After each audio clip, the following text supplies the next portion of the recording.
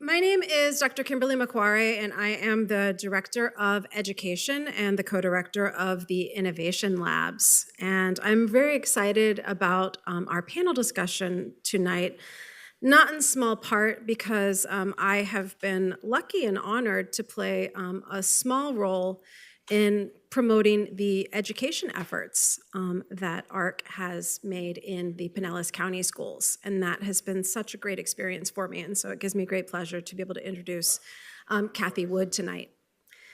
So as most of you know, I'm sure you do, that Cathie is the CEO and CIO of ARK Investment Management. With over 40 years of experience identifying and investing in innovation, Cathie founded ARK to focus solely on disruptive innovation while adding new dimensions to research.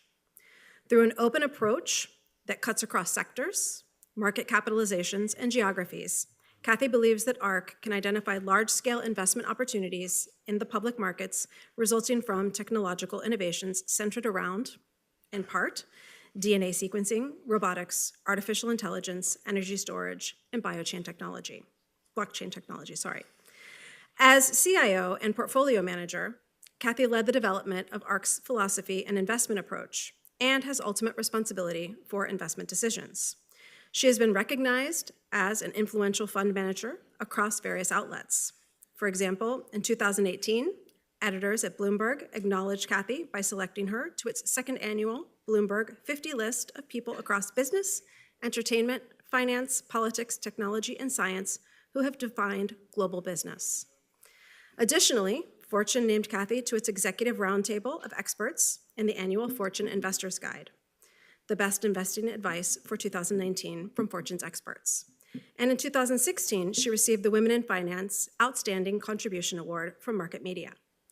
She, of course, has been a very popular speaker at the World Economic Forum, the World Strategic Forum, the Sohn Hearts and Minds Investment Leaders Conference, and Singularity University's Exponential Finance and Global Summits. In 2018, she launched the Duddy Innovation Institute at her alma mater, Notre Dame Academy in Los Angeles. The institute offers a challenging educational experience for young women eager to stretch their learning beyond the boundaries of traditional acquisition of knowledge, while influencing a new way of thinking and learning throughout the campus.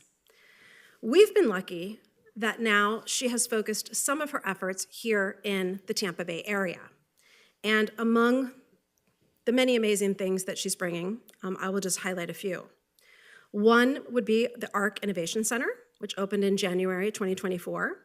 And this state-of-the-art facility is poised to be the birthplace of startups and tech companies that will shape the landscape of Tampa Bay region and contribute to the broader technological achievements of our entire nation. The ARK Education Initiative, of which I mentioned earlier, I was happy to play a very small role, is a nonprofit organization founded in 2021, and they have a mission to educate through the lens of technologically enabled innovation, preparing and inspiring students, teachers, and families to be on the right side of change. And finally, they are a premier sponsor of the annual Shine St. Petersburg Mural Festival, which I hope you all have seen the fruits of that festival and taken a tour of the murals around this beautiful city. And we have been lucky enough, and I would mention as a last note, we at the Dali have been honored to have Cathie join our board. And we look forward to having her take part in considering how we are going to grow in the future, both in technology and beyond. So please join me in welcoming Cathie Wood.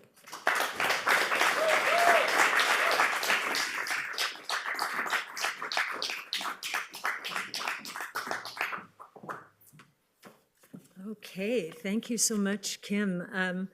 My part in this program, and I'm delighted to be here, is really to introduce the talent, which I'm very happy to do. But I'll give a bit of background. The panel is called Unlocking Creative Potential, Web3 and the Evolution of Art. And so I'd like to step back and talk about this in the context of some of the technologies that are evolving today in which we are invested and doing a lot of original research. The first is blockchain technology, which is really the next stage of the internet. In India, they call it the finternet.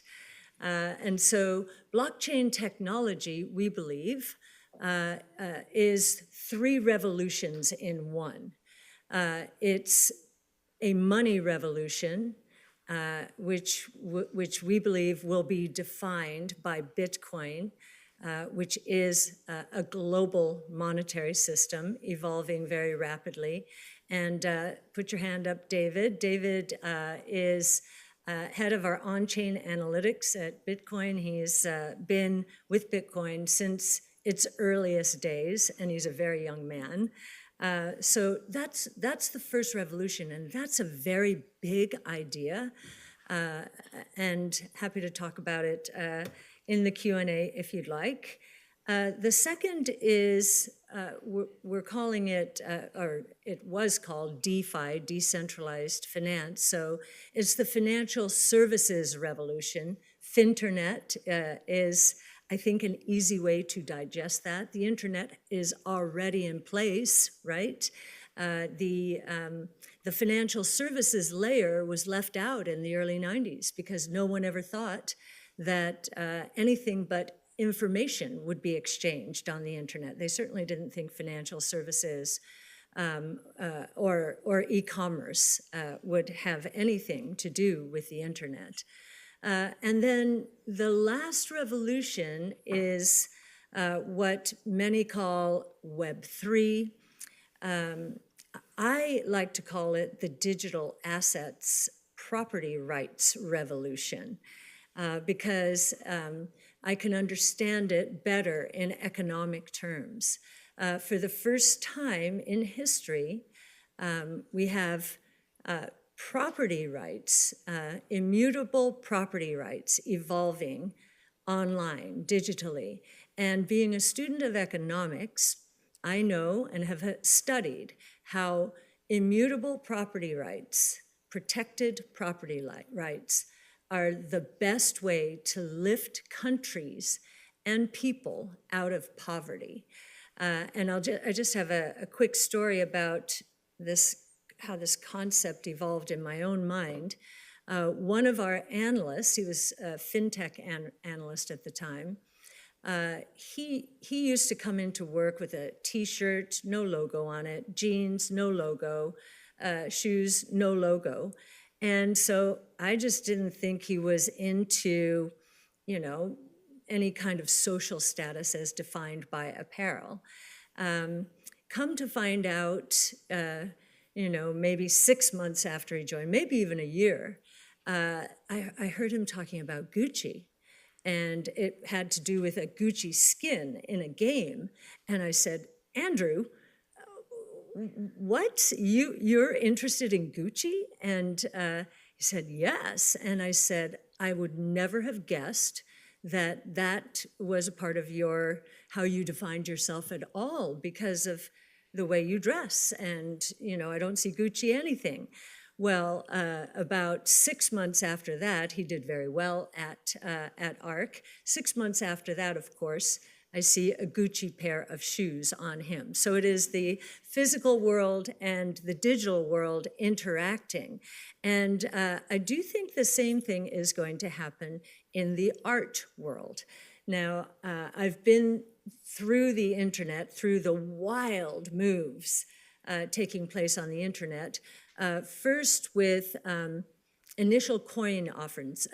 That's the right way of saying it, initial coin offering. I remember 2017 being at, it was called Token Summit, and the markets were on fire. And this idea of initial coin offerings was started by Kitty, what are they called again? Crypto kitties. And I was looking at just everything going crazy and saying, okay, this is going to end badly. And of course it did, but it was the first glimmer of digital property rights. And we weren't even thinking of it that way at the time. And then of course, 2020 with COVID was DeFi summer, right? So that was the second part of this revolution that I'm talking about coming to life during COVID. And DeFi, the Finternet, whatever you want to call it, all of those tokens took off. And at the end of that year and into 21, we then had a renaissance, this time of NFTs, non-fungible tokens. But in our mind, as we are learning more about this world, I think we're just going to be thinking more and more about digital assets and the property rights associated with them as this market matures. In the early days of innovation, you almost need these speculative booms and the kind of hype to lay the infrastructure, the groundwork, the awareness of what's happening. And, it captures different groups of people, one group at a time, and propagates. And certainly that's what happened with the internet itself, right? Starting in the early 90s. What is the internet? So I think you're going to learn a lot tonight about unlocking creative potential involving technology. And I'm really happy to be on the board of the DALI because of its innate interest and understanding, like Dali himself, that you really can't separate the two, and the creative explosion that can come out of their convergence is nothing but stunning. And we think the same thing is going to be true of digital assets and sort of the feedback loop or the virtuous cycle from the digital world into the physical world, reinforcing the values and encouraging even more creativity. So with that as a little bit of background, I'd like to introduce many or the panelists. The first panelist it does not work at ARK Invest, but she has graciously given her husband, David, whom I introduced earlier, to us at least 8 hours a day, although he's working into the night because those markets never stop. But Fernanda Bocard, would you please come up here, is a Web3 artist. And I didn't know when we hired David what a package deal we were getting, because we're learning so much about digital art thanks to Fernanda and all of her creativity. And then we have Frank Downing, who's our Director of Research for the Next Generation Internet. Frank, I didn't know when we hired him that he was an ether miner. I had no idea. We were hiring him because of his expertise in artificial intelligence. And he and his team are doing incredible original research. As all of these large language models come out, we are trying to understand how advanced they are and trying to figure out how they're going to change the way we work, live, and do business. So it's all encompassing, because we do believe that AI is the biggest catalyst to all innovation out there today. It'll touch every sector, every company, and so you'll hear from Frank and this next generation of the internet, because, of course, as an ether miner, he was part of the DeFi or the Finternet movement. And then we have Nick Bruce. Nick is an associate portfolio manager at ARK. He's had many lives at ARK in his 5 years, starting in trading, but we saw his aptitude for research, especially when it comes to the internet, the consumer interactions with the internet, gaming as a gamer himself. You know, what I often say about hiring young talent is they have one foot in the new world and they know so much more than I do. It's native to them. So Nick taught us a lot in 2021 about what was going on in the NFT world with cyberpunks, I guess, and Bored Apes, and gave us a sense of how big the wave was going to be, but also gave us the sense that maybe we would continue to enjoy a bit of a roller coaster. And then Angie Dalton. Angie she's the CEO of Signum Growth Play. And so you can get from that title, you can understand play. So is blockchain technology, play is gaming.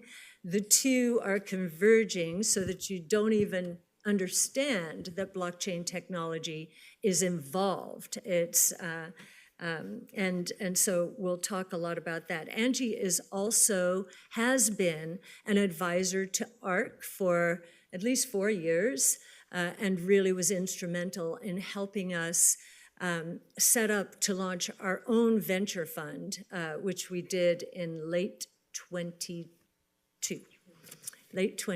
So, and I'll just, one more note in terms of local here. At the Innovation Center, we are looking forward to moving into the early stage venture world with our first sleeve as a fund involving blockchain technology. So we're working with some locals here, and that we hope will be set up early next year. So we're growing as St. Petersburg grows, and we're going to grow together in a big way, I think. So I will hand the panel to Angie now. Thank you so much, Cathie. And you're going to join us here too, hopefully, to chime in. So thank you all so much for coming. This is really exciting gathering for all of us, because these are the topics that we all love to talk about.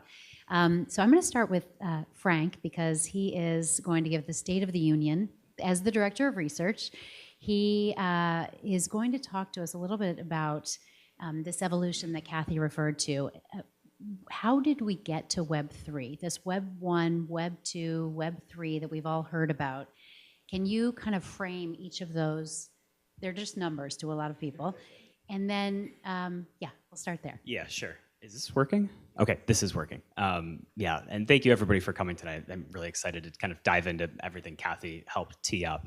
But I think it's helpful to start kind of foundational and lay some of the terminology, because I think, and I'll blame my former self for this as well, but the blockchain industry has historically done almost a disservice to itself by getting really geeky and technical, which is honestly exciting if you're geeky and technical like me, but it also makes it very hard to communicate some of these contexts to the general audience that you hope is actually going to adopt your technology. And a lot of the center of digital art and ownership on the internet that Cathie is talking about comes as a product of blockchain technology. And I'll start with a very simple definition and try not to get too technical, but please pull me back if I am, because I think it does help just to understand it in more simple terms.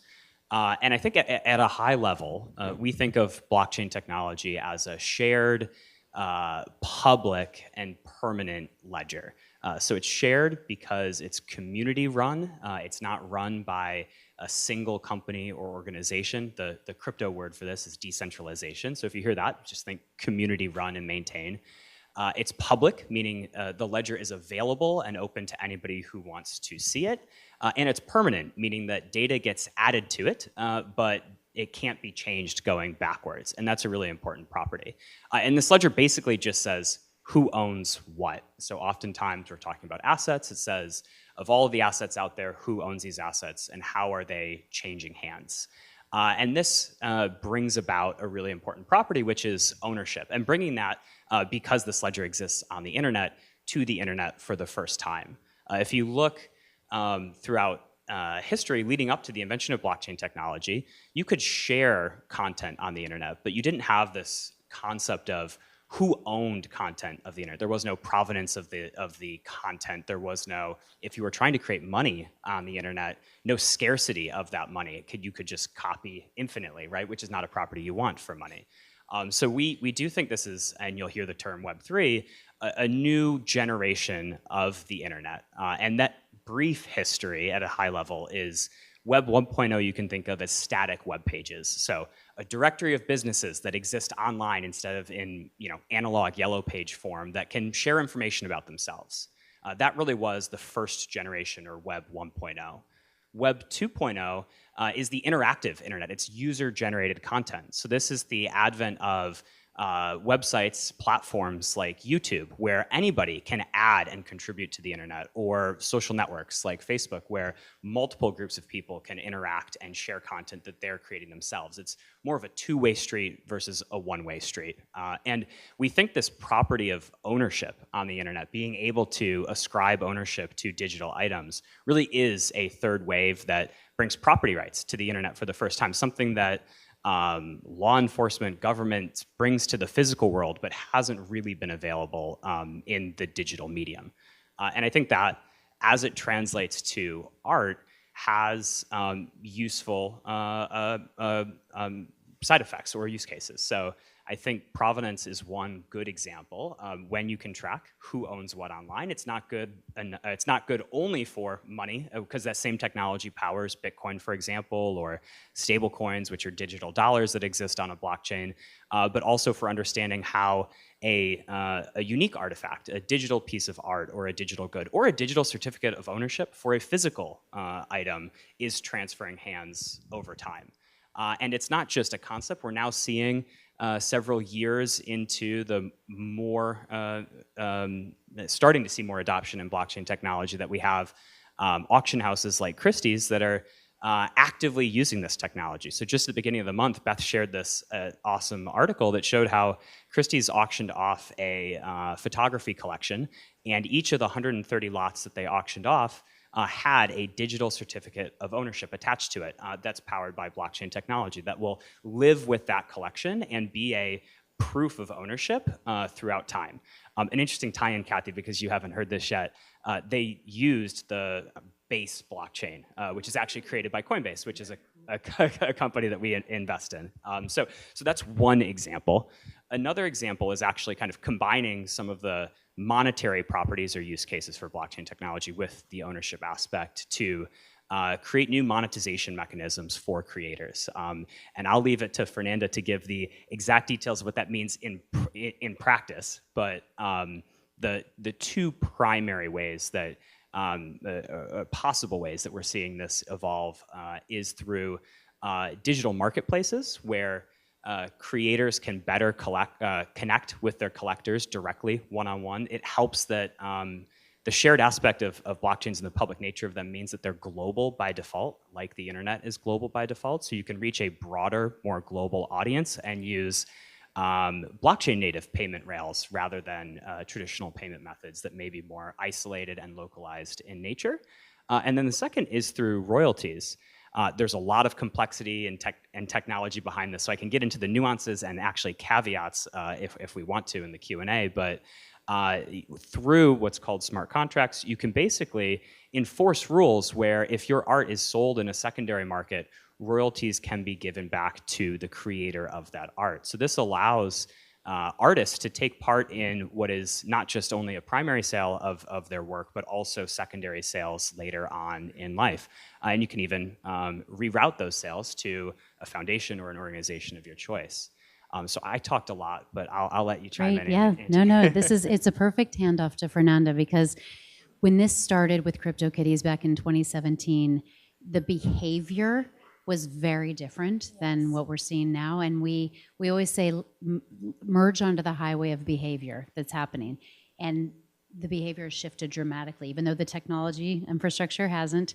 Can you talk to us about the behavior in the art market and also your relationship with your collectors? Yes, so NFT has changed a lot since the beginning, and I think that's a really good thing because it's getting more genuine, in the way to collect art. So at the beginning, we saw a craziness and focused only in speculation and rapid buy and selling in order to make profit. And now I think collectors are more interested in buying NFTs from digital artists because they really like the art itself and not because the artist or the collection is making big promises or having extensive roadmap, you know. So I think it's getting more similar to how collectors approach and appreciate physical art in the physical world, and we are seeing more that in the digital world, which is really good. And the utility now is the art itself, so which is good, and it's more sustainable in the long term.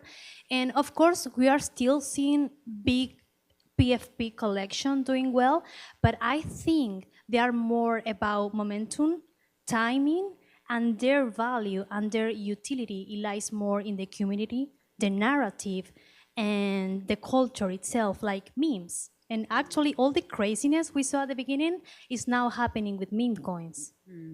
It's really interesting that you mentioned community because it seems so important for art, for digital art of kind of any kind, even in gaming. And I'd love to hear maybe a success story of an artist. It could be yourself, and kind of how you've seen community develop and just a general market in one's art. Well, I started with NFT in 2021, and I took a time at first to really understand how the technology works and how the everything, all the NFT world works. And then I launched What was your background before that, just so everyone? Well, I'm from Argentina, and I studied film and television, and I used to work in film movies in Argentina in the art area. And then I moved to Mexico, I discovered NFTs, and I used to paint because I like it, but I never show my artwork to the world. And then I discovered NFTs, and I saw a huge opportunity for my artistic side. And I decided to create a collection, which is Yours and Cool, and I made a blend between PFP collection and one-of-one artwork, and that works very well, so my collectors love it, and I sold out within a month, and that for me was a lot. And then I started making customized NFTs because I started more paying attention to my collectors and asking them, what do you want to see in this collection? And they actually were more asking me, hey, do you have a character that looks like me? So I was like, no, but I can make it. And I opened a new collection about customized NFTs only. So I think that I was more reading and listening to my collectors. And then I launched another collection, which is more about dynamic NFTs. So I'm now all the time trying to learn about this technology and how can I use it to its fullest, and how can I create new collection in new innovative ways. And I think you mentioned when we did our briefing that there are incentives now for collectors to actually hold on to the art and not sell it. Yes, because I think the utility now is just the art. It's not about promises or, yeah, we're going to give away a Tesla or things like that we saw early on. It's more sustainable. And I think that artists are adding more complexity to their artwork with dynamic NFT, which I love, with art coding, with AI, with animation. So I think it's getting more complex right now, which is good too, and it's more competitive, of course. That's great. So we're going to shift to Nick because many people don't realize this. I have a long history in gaming. About 2/3 of the cost of building a game, and they are very expensive, especially the AAA games, which are the high-end games, Fortnite, and big games that people know. But that is art. 2/3 of the cost of that is basically 3D art and artists.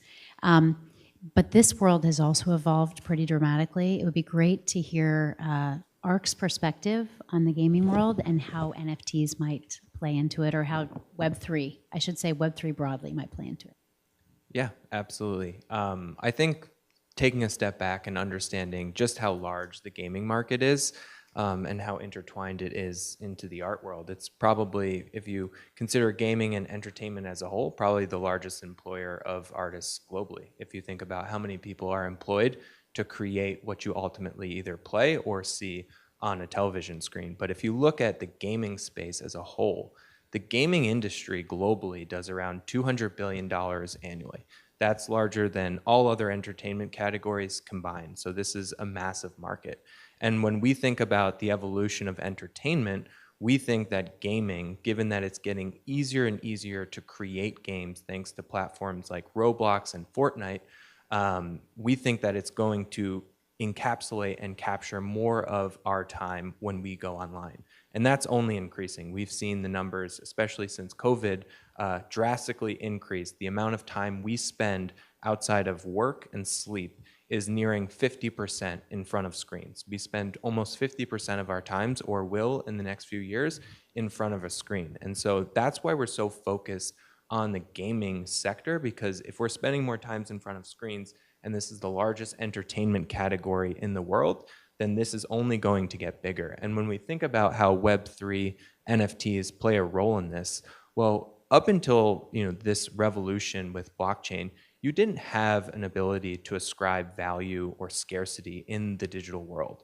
And so if you think about gaming and where it's headed, yes, there is gameplay embedded into games. But if you look at what's happening on these newer platforms, Roblox and Fortnite, this is very much a social movement. So these are becoming more experiential. There's less gameplay, there's more hanging out with friends, doing digital activities, watching concerts, creating art together, expressing yourself digitally.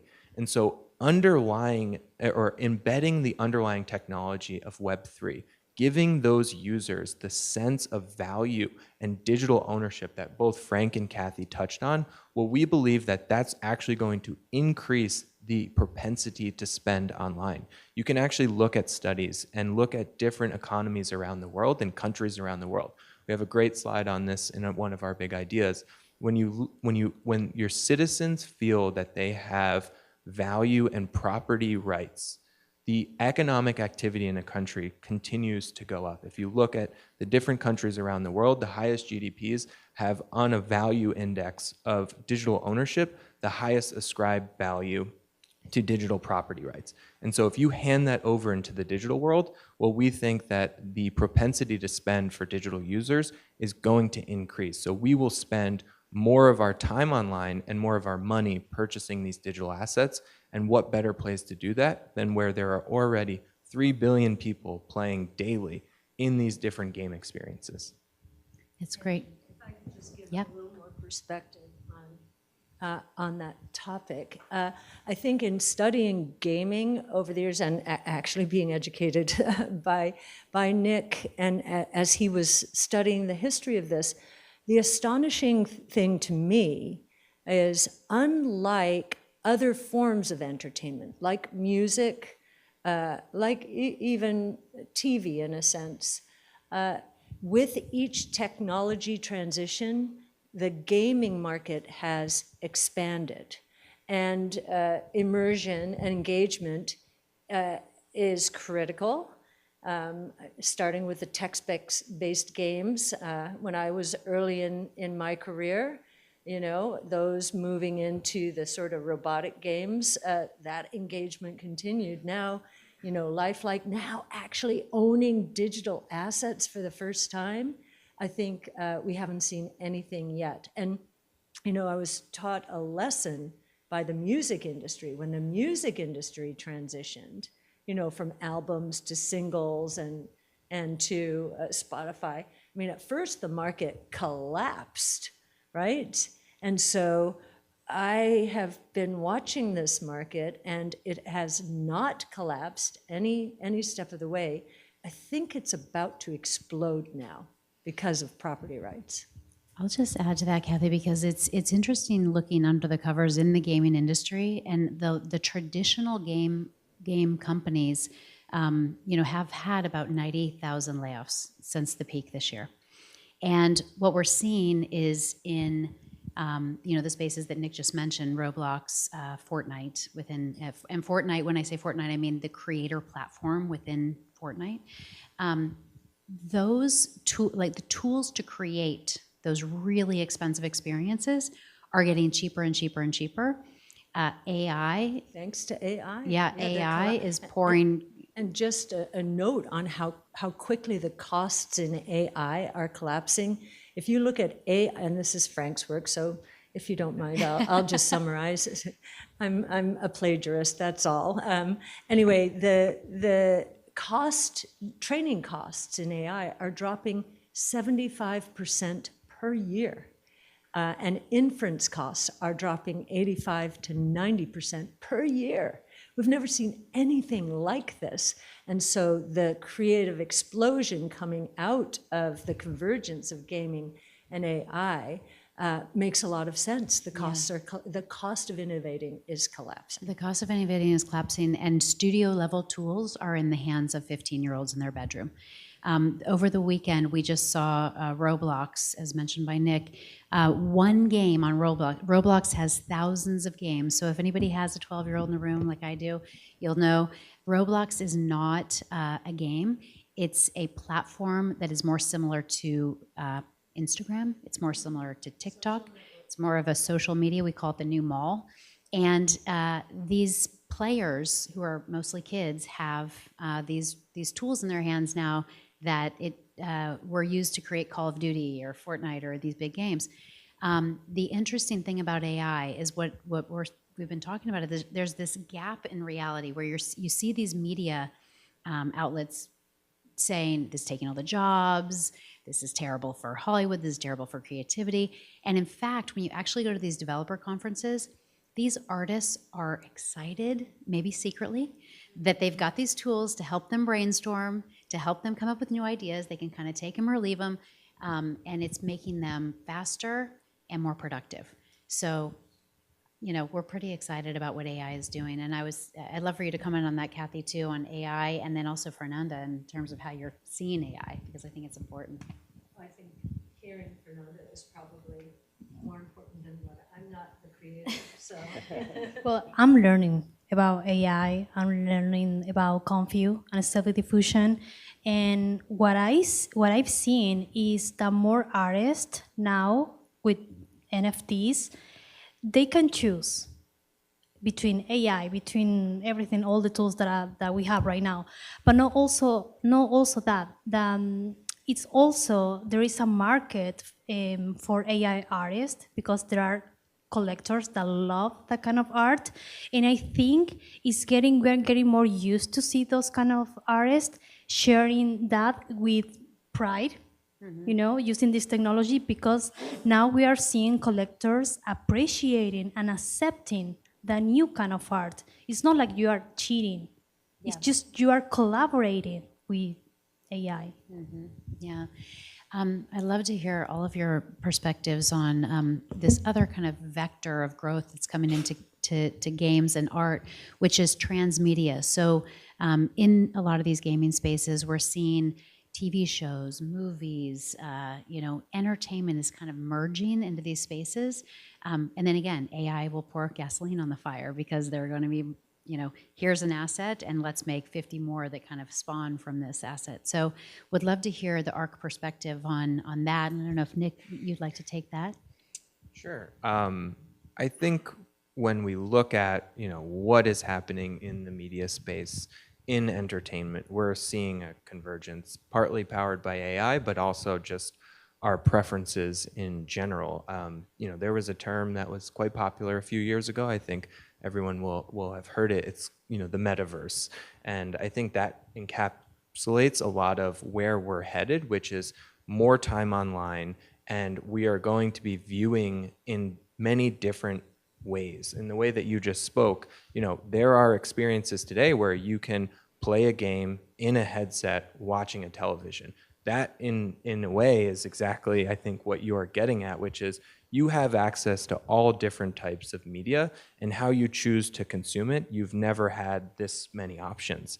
And so if you are a business or an artist, being in front of the consumer wherever they are, wherever they choose to spend their time, is extremely important. So you have to understand where these trends are headed, but also have to have the ability to create for those different mediums. So, when we look at the Web3 space, it's amazing to be able to create once and deploy digitally across all of these different experiences. And it allows you not only to just do that once, but then track and receive royalties when these are digital assets are then resold.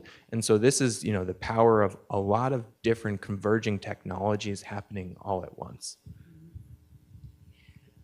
This isn't a direct answer to your question, and I might steal the moderator role because I just think it's interesting, and this is what I thought of when you asked this question. Fernanda mentioned dynamic NFTs several times, which is basically dynamic art on a blockchain. Do you want to explain that? Because I think that's what gets me excited about kind of new technologies generally, whether it's games or blockchain technology or AI. Exciting creativity in communities and in artists and in even developers, like as a former software developer. And I think this is like an interesting trend that's starting to happen now that you're kind of actively working in. It's an NFT that evolves over time. For example, last year I launched an NFT collection, which is Docena, and it's based on the zodiac signs. So the NFT changed when the zodiac sign changed in real life. So right now we are in Scorpio season, so the NFT is gonna show you the Scorpio image that I designed. So it's gonna change every month. So that's a dynamic NFT. And a dynamic NFT can also react to the weather, for example, and can be linked to an API for the weather or for a time zone or even a flight tracker. This is what I'm gonna do next. And I'm thinking on a new idea with dynamic NFTs about an NFT that is gonna evolve over 10 years because I have a object in real life that I think I'm gonna lose in the next 20 years because it's disappearing. And I'm thinking, as an artist, how can I immortalize this object with blockchain? And I came up with this idea, and I'm gonna make an NFT that is gonna evolve over 10 years, and then it's gonna just disappear. But it's gonna live forever. I'm gonna set it for, I don't know, 100 years, because it's a good way to use the technology, to communicate something that maybe I'm gonna lose in real life. I just wonder, one of the questions in the financial world that comes up around what we're talking about here is, wait a minute, isn't this how is an artist gonna break through all of the supply out there and really make a living doing this? You started very early on. You've developed a name for yourself, and so are in a good position. And so I think maybe if we could address that, because I'll bet that might be a question in this room, if I had to guess. I mean, I would defer to the expert doing it in real life. But I mean, one of the things that I think is that the technology is getting more approachable. You could probably comment with real examples, but I think something that was blockchain technology invented with Bitcoin, but the concept of doing something other than money with blockchain technology didn't really come around until 2017 when CryptoKitties became a speculative mania, and still is only kind of in its infancy. And because of the technical nature of it, because it sounds cryptographic, I think it's been a high learning curve for people, but I think that's getting a lot better and lowering barriers to entry. And there's both the new forms of art that are enabled by it, but also traditional art it's an additional characteristic that can be added to it, like the digital certificates of ownership. But do you want to talk about anything in particular? Yes, it's not easy, to be honest. And it depends on the market also. So when I started, the market was hype, so I sold out quickly. But then with my second collection, it was more challenging. But I wanted to do it anyway because I wanted to do something in the bear market too. And now with my next collection, I don't know, but I think it's good to partner with other actors, in the Web3 that are more, or they have more engagement or something like that. So it's also valid collaborations. So you can collaborate with other developers or community, exactly. Yeah. It's interesting thinking about the supply in the market because, the go-to example for me is always Roblox because it is so prolific and it's been around for 17 years. And if you look at the top 100 games, they have top 100 have 1 billion views each. 1 billion views. I mean, talk about supply. The top few have like 40 to 60 billion views each. There's this massive amount of supply coming, and AI is just pouring gasoline, like we said, on the fire. And this is why, to me, technology that can secure property rights is inevitable, because as artists create and as media comes in, and film, TV, IP rights are involved, people are going to say, wait a second, is there anything that could actually tell me whether or not this is real, whether or not this is a human? You know, we all know that bots are in every corner of the internet now, and we're going to want to know what is human, what is not. I saw Cathie Wood on the screen in my living room. Remember when I told you about the YouTube? She was talking about Bitcoin. My husband said, Cathie's on TV talking about Bitcoin. I was like, oh, great. What's she saying? Awesome. And then he said, oh my God, she's showing a QR code. And so we called, and it was a scam. And so people are going to start thinking, wait a second, we need some sort of technology to really like kind of authenticate this and give provenance and all these original ideas. So it's pretty exciting where it's going, but it feels like supply is experimentation to me. I would love for you to comment on convergence, though, because you have such forward-thinking views on convergence, and maybe even give us some historical examples and then what's coming on convergence. Convergence in this space? In technology. Oh, no, in not in this space, but yeah. I do think in this space we are going to see convergence, and big. you've talked about that. But I always think it's instructive to hear about past convergence that we might not have expected, and then how that can show the way to the future. My head is so into current convergence that people don't get or understand. Well, let's talk about current convergence then. Okay.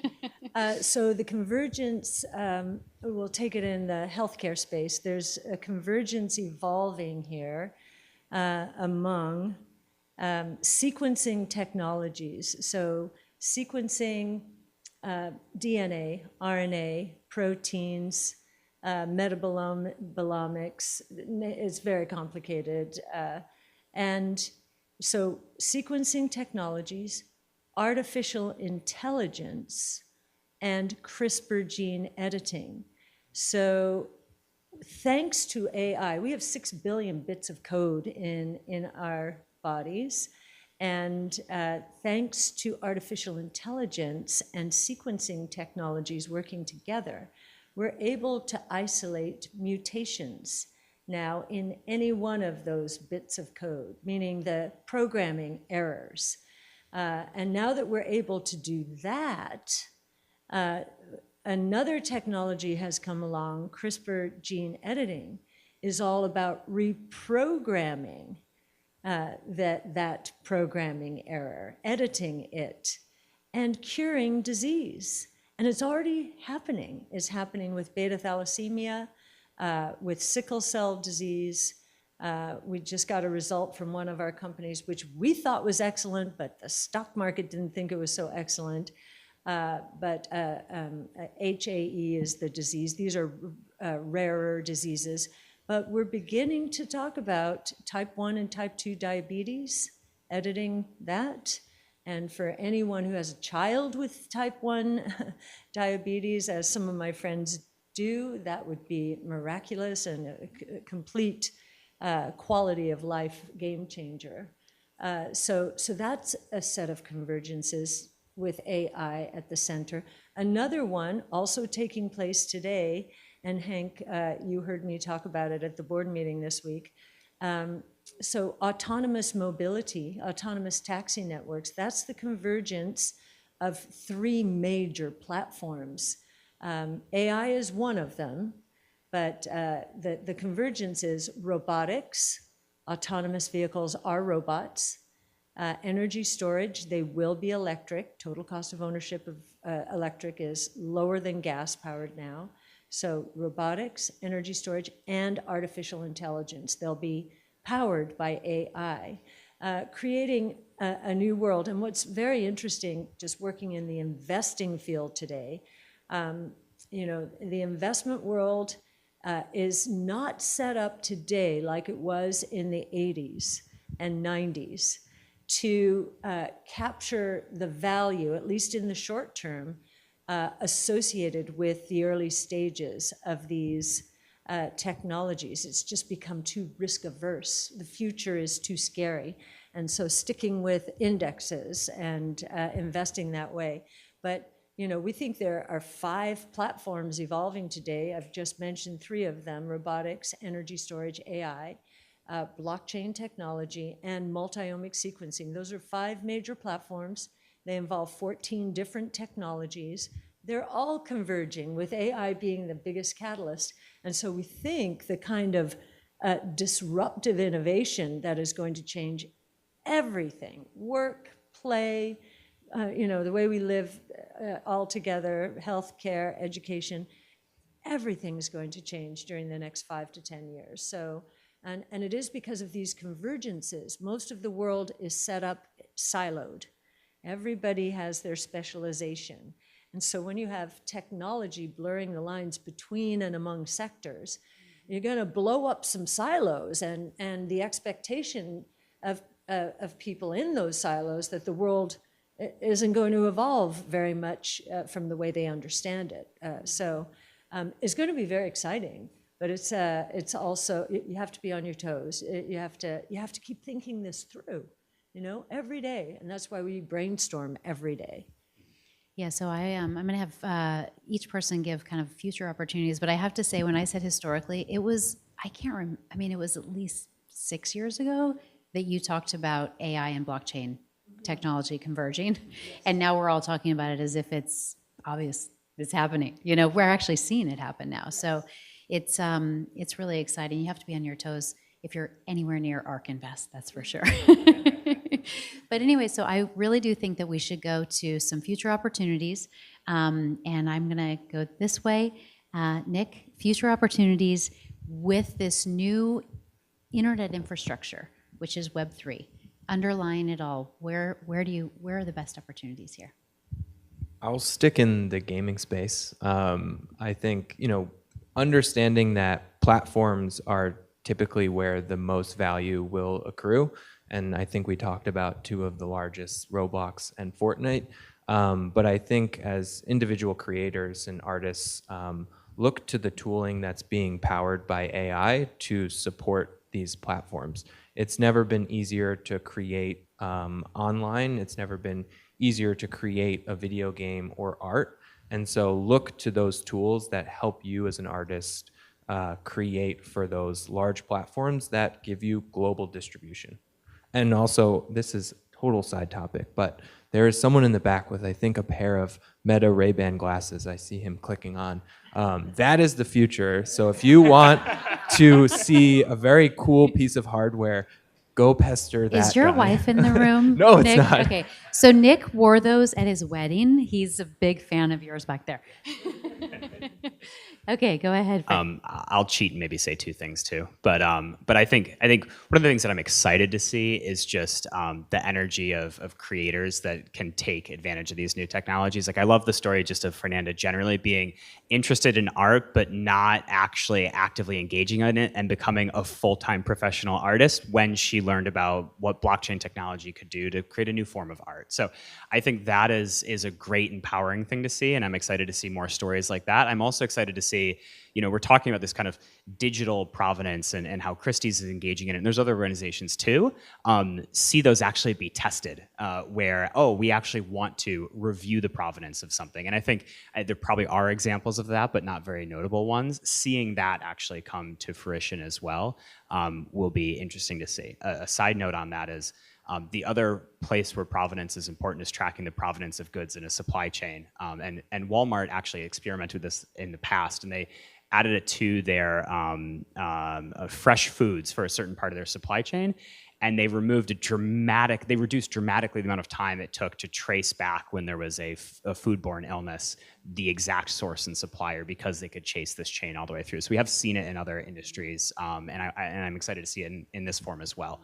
The second thing I was going to mention, or maybe it's the third, is just is AI generally, which I know it's a blockchain panel and not an AI panel, but it's hard not to talk about it. But I'll just a thought that's been on my mind is, I was listening to somebody discuss, maybe I'm stealing somebody's thought, but why AI is so transformational and different from other technologies. And they use the example of the difference between a bicycle and an engine. A bicycle, you have kind of human calories that turn into energy that are used with a tool to get something done.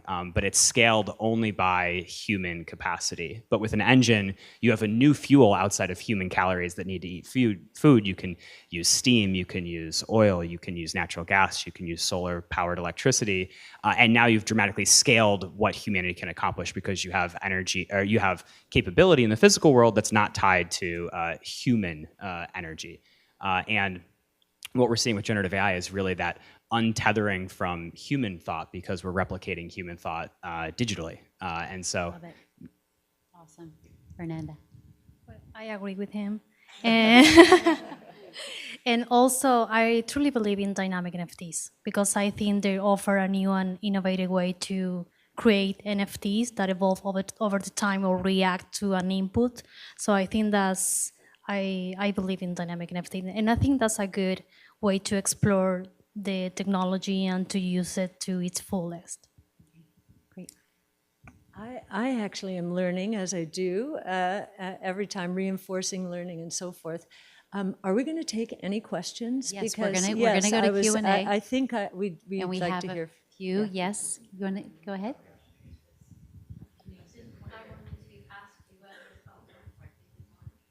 I'll grab a mic here for people because no one will be able to hear you then.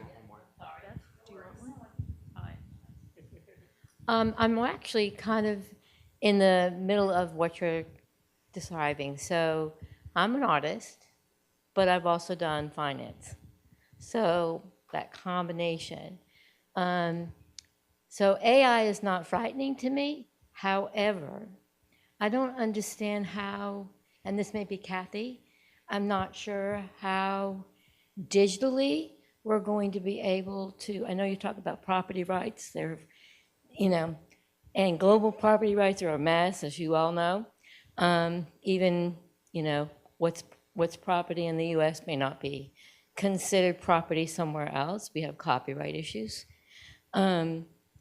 However, how do you make that work digitally using blockchain, okay, and financially? So, and my biggest question is, digital can go down, just like anything else. And we know that. We know that digital can go down. Now, we have currently banks that hold that information in various places. How does that happen on a blockchain?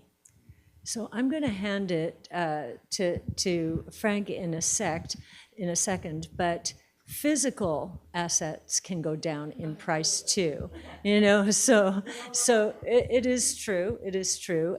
These are markets. There are markets, and so supply and demand, determine price. So that's just the economic concept. But I think probably Frank and maybe Fernanda, Frank, and Nick are, and of course Nancy. Nancy, I know Angie. I met Angie through Nancy. So why don't you start? And Angie, you'll probably do the wrap because this is square in the middle of what you think about all day long. Yeah, and maybe it's good to start with that technology is part of a solution, but it's not everything, right? There are social constructs around these things. There are governments and laws that interact with it, and all of that needs to be part of the picture of any solution, and technology is just an additional tool in that. On your question of how do you stop it from going down, I think there's down in value. There's also down in the internet went down during the hurricane that just happened. And I think that with blockchain technology, this is actually one of the very good properties of blockchain, that concept that it is community run and not run by a single institution or a single bank or a company that if they go out of business, the record gets destroyed. You can think of if you're, actually this happens to some people, if you store your photos in Google Photos obviously still exists, but digital photo storage service, and that company disappears, your photos also disappear because you're dependent on this single intermediary to custody your data. But a blockchain being community run and operated where there are many different entities that are supporting and sharing that ledger, actually adds a lot of resilience and reduces dependencies on a single intermediary. It's actually one of the purposes that it was meant to solve in money for Bitcoin, not depending on a single central government to manage the money supply, but having a more programmatic and democratized way to do that. The ways that you ensure the community is actually maintaining the ledger and ascribing to the rules of it is a natural follow-up question that we get. The short answer is that there are economic incentives to maintain the network where those who are maintaining it receive a financial reward. There are a lot of technical and multiple ways that different blockchains implement that. But that is a core property of blockchain and why we're excited about it. And there are rules, yes. Yeah. Community monitored. If you know open source software, I often describe it as a giant neighborhood watch. And so everyone is watching the other to make sure this ecosystem, which is has a lot to do with their, with their financial well-being, is not being harmed in any way. I'll just wrap it up because I think that we're going to stay up here and we're happy to stay and mingle and answer questions. But I will say the number of people on watch, think about it takes a village. The bigger the village gets, the more secure. The more transactions that can go through, the more validation there is. So it's really in numbers. I mean, just one example, in the first, kind of bubble of NFTs, there was a game called Axie Infinity that went down and $1 billion was lost. There were only 9 validators, which means you only need, an aggressor would only need to take down 5 of the 9, 51% attack. 4 of the 5 were run by one company. That's not decentralization. That's just a company. So now what we're seeing is more and more proliferation in numbers, in servers and chips. So anyway, we all would love to stay and talk more. I know. Yes. Yep. So, we're a museum here, and I'm Beth. I oversee our digital experiences. And thank you all for coming, and thank you guys so much for this panel. But something that we think about, and I think about when I think about the future, and the future of art, the future of digital art, the implications of sort of the kind of analogy of the digital and the physical world. So you have these NFTs, beautiful digital art that's evolving, it's becoming dynamic, algorithmic. You had these initial markets, OpenSea, in which all these NFTs were out there, and it's just like, how do you make your way through like the noise? And what is the future going to be like for the museum 50 to 100 years from now with digital art? Is it going to be a NFT museum? Is everyone going to have like digital walls in their homes to showcase what they're collecting? I mean, what are your thoughts about that? Well, there is a new AI museum in LA. It opened this year. I don't know if you are familiar with Rafik Anadol. Yeah. He's doing an amazing job with AI. And the MoMA has a big exhibition about his work. So I think that's already happening. And I don't know what's going to happen in 50 years, but maybe in 5 years, in 2 years, we are going to see more galleries including digital art to their collection. Actually, we are seeing that right now. And I don't know if you know the Hack. I think you know the Hack XYZ. So they are creating a lot of open calls for artists to showcase their artwork in digital galleries and in physical galleries too. Actually in the Times Square, in Art Basel. So there is a lot of opportunities for artists right now, and I think that's gonna get bigger in the next few years. And with this new museum, with AI museum, I think a new digital museum is gonna maybe, I don't know, in the next couple of years. I'll quickly add on just an interesting thing, which is in Meta, the former Facebook, their VR headsets, which that's the future of them. And actually, we all have them and use them quite a bit. But in their larger VR headsets, they call it pass-through mode, which essentially lets you see the physical surroundings, even though you have this headset on, which it looks like the same headsets that are upstairs in the exhibit. But in that pass-through mode, you can actually overlay digital items directly on a physical space, and it stays persistently, which I think is one way where you actually have this like direct blending of the physical and digital world, where you can take a digital piece of art and virtually put it on your wall that you see it. So you imagine that glasses that you're wearing every day that have that holographic feature could support that maybe 10 plus years down the line. It will take some time before we get there in an everyday form factor.